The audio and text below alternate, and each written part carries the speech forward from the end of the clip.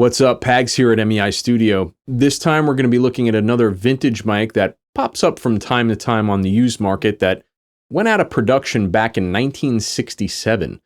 We're looking at the Shure 530 and 535, this time on the Mic Rock.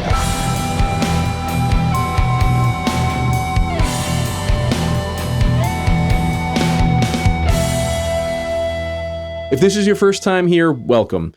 Here we do audio reviews and look into the history of the product or company to see where the tools we use came from and what the story behind many of them are.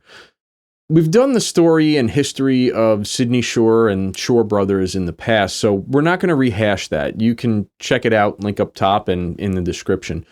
Instead, we're going to take a look at these mics that look like they would have been perfect for prop duty on the set of Star Wars.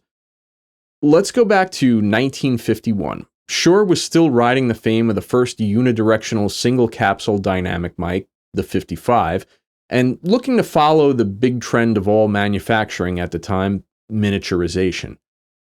Small was the new big thing, and 1951 saw the shrinking of their popular 55 from the large Fat Boy design to the smaller 55S, which is still used to this day. 1952 saw the arrival of the Slender ribbons in the 300 and 315 series of mics. We have a video on that as well if you're interested. While other companies like the American Microphone Company were realizing ultra-thin, almost futuristic-looking mics, Shure was feeling, a bit behind the curve.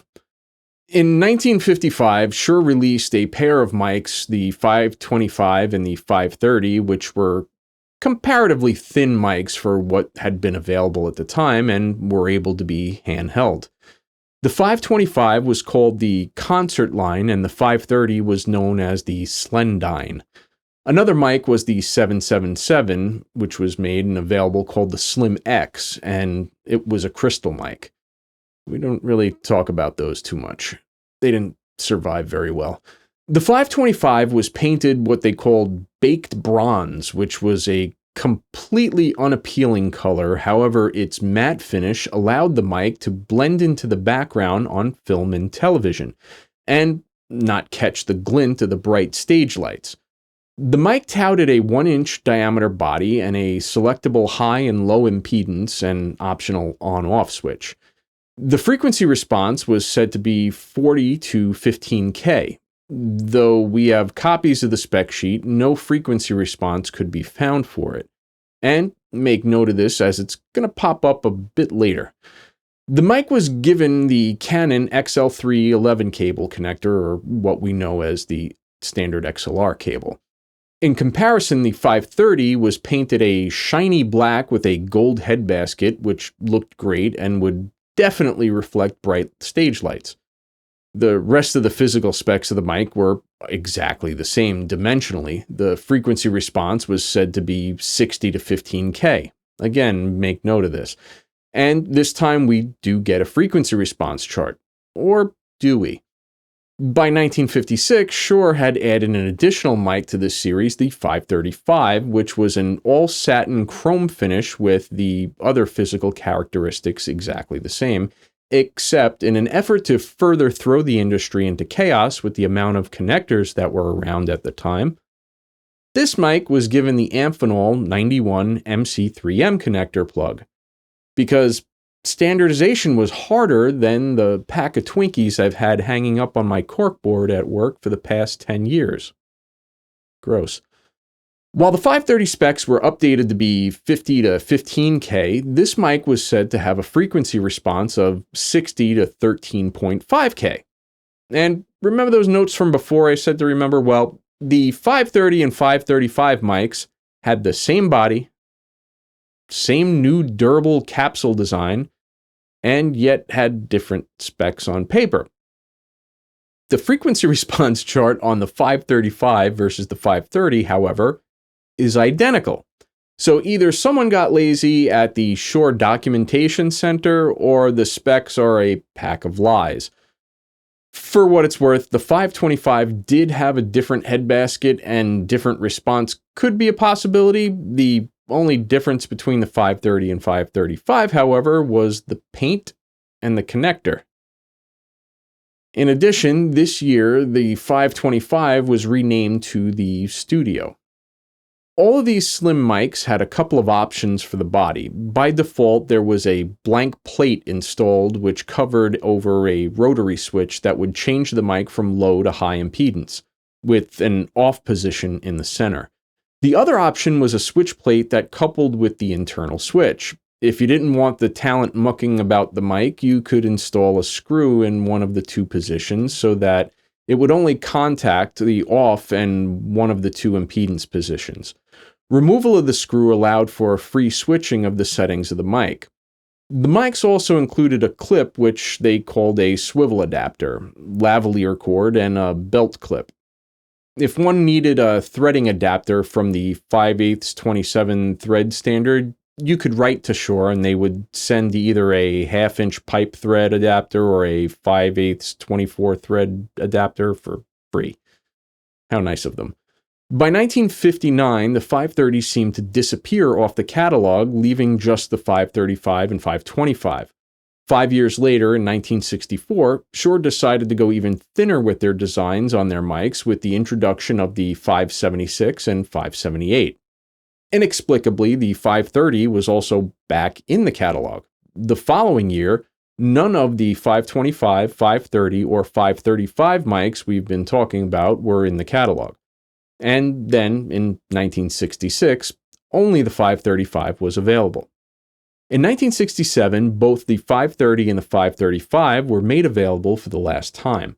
The 576 and 578 remained for quite a bit longer and eventually led to the design of one of Shure's most famous slim mics, the SM81.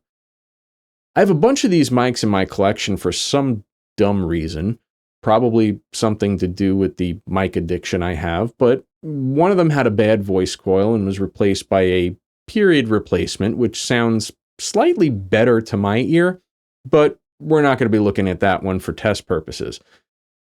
These mics are all omnidirectional, so we have two things to consider.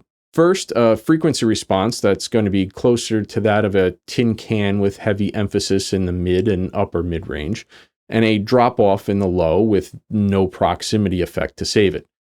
And some folks out there think that most of these old mics sound like tin cans anyway, and to that I say, you're kind of right.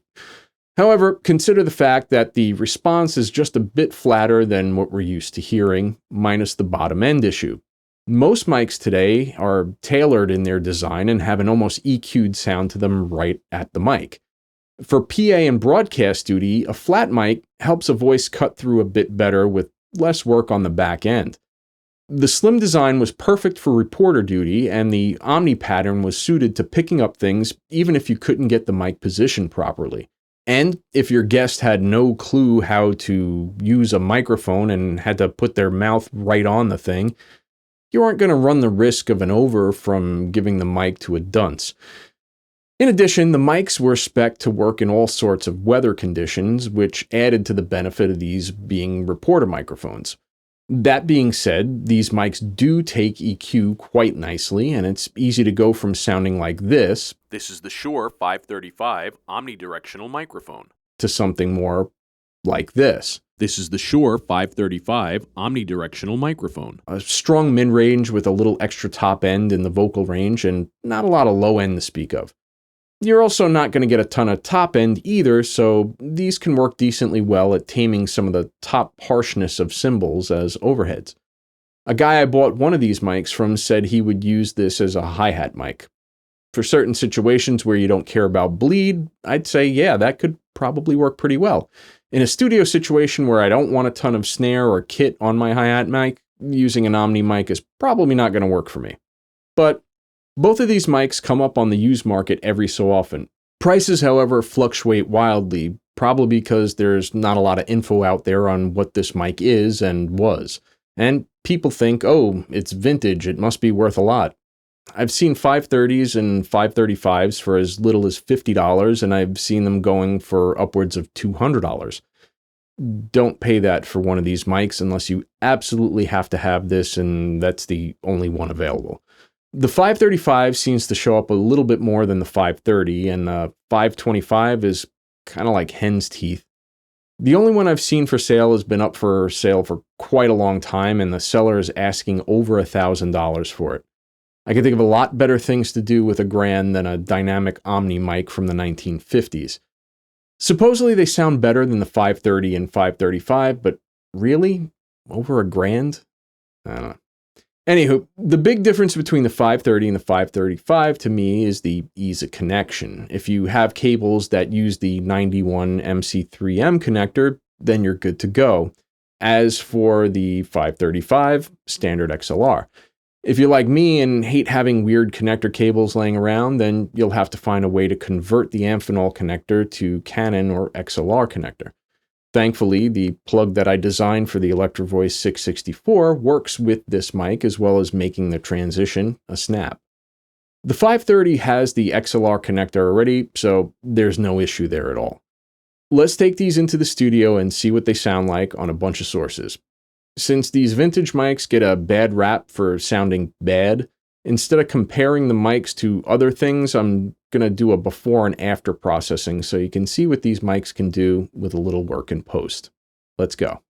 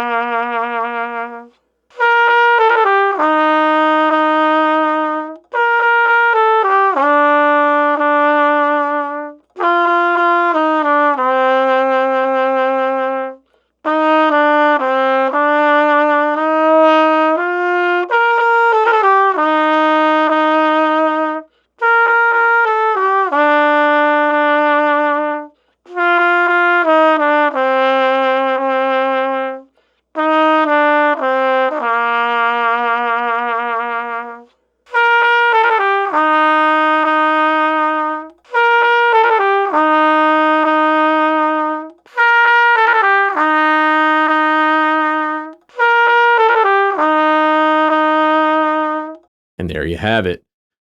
Some old mics that look cool and don't sound atrocious with a little work, at least to me. Sometimes you're trying to get a really old vibe, and these can definitely do that. Do I pull these out of the locker for regular duty on sessions? Absolutely not. I'd much rather use the EV635, the AKG D130, or even the Shure SM63 if I need an omni mic, which is rare. A multi-pattern condenser is going to get me a much more usable omni sound than any of these dynamic mics are in the studio, but again, there are times where you want that older mid-range sound that modern directional mics aren't going to serve up. Just another tool in the arsenal. What did you think about these? Do you own any of these mics? Do you use any of these for anything? And if so, I would love to know what you use these for. If you have a 525 that you'd like to loan or sell, hit me up. Might be interested. As always, if you've gotten anything from today's video, please consider hitting that like button. If you'd like to help out the channel, please consider hitting the subscribe button as well. Growing our subscriber base helps get these videos in front of more people and will make the case for me turning down some studio sessions to make more videos. If you want to help out the channel financially, consider becoming a member. But that's going to do it for this time. This is Pags, signing off.